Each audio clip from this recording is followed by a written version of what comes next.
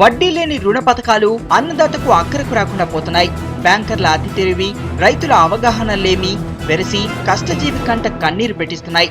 ఇక అర్హులకు కాకుండా అనర్హులకు అందుతోన్న పథకం ఫలాలు అక్రమార్కులకు సిరులు కురిపిస్తోంది.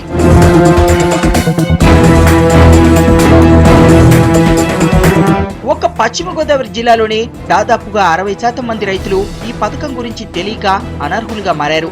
ఏడాదిలోపు వడ్డీ చెల్లించాలన్న విషయం కూడా బ్యాంక్ అధికారులు వీరికి చెప్పకపోవడంతో వడ్డీల మీద వడ్డీలు చెల్లించుకుంటూ అప్పుల ఊబిలో కూరుకుపోతోంది రైతాంగం.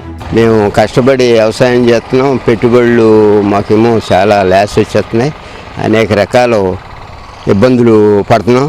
అనేక గాలి తుఫాన్లు వీటితోటి చాలా పురుగులు మందులు ఈ పెట్టుబడులకు మాత్రం విపరీతమైన పెట్టుబడులు అయిపోతున్నాయి. బ్యాంకుల నుంచి ఏ రకమైన సహకారం లేదు.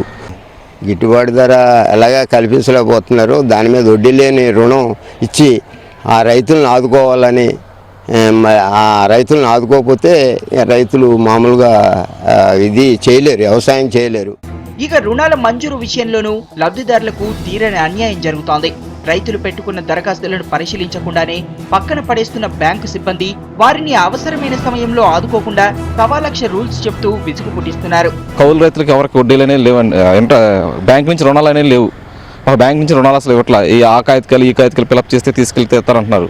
ఏం ఫిలప్ చేసినా మాకు బ్యాంక్ నుంచి అసలు రుణాలు అనేవి ఇవ్వట్లేదు. డాక్యుమెంట్స్ అడుగుతున్నారు. డాక్యుమెంట్లు మేము ఎక్కడ తీసుకొస్తామండి? అదే అసలు రైతుల దగ్గర ఉంటాయి. మేము కౌలు తీసేవాళ్ళం.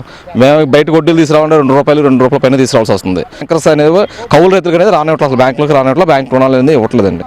వడ్డీలో రుణాలు కదా, అసలు వడ్డీతో అయినా మాకు రుణాలు. ఇక స్టేట్ మొత్తం కూడా ఇదే పరిస్థితి. అర్హుల జాబితా రూపకల్పనలో అవసరమైన వారికి చెల్లింపుల విషయంలోనూ పారదర్శకత పాటించని బ్యాంకర్లు అన్నదాత కడుపు కొడుతూ పబ్బం గడుపుకుంటున్నాయి. ఇప్పటికైనా ఉన్నతాధికారులు జోక్యం చేసుకుని మట్టి తల్లి బిడ్డలకు న్యాయం చేయాలన్న డిమాండ్లు సర్వత్రా వినిపిస్తున్నాయి.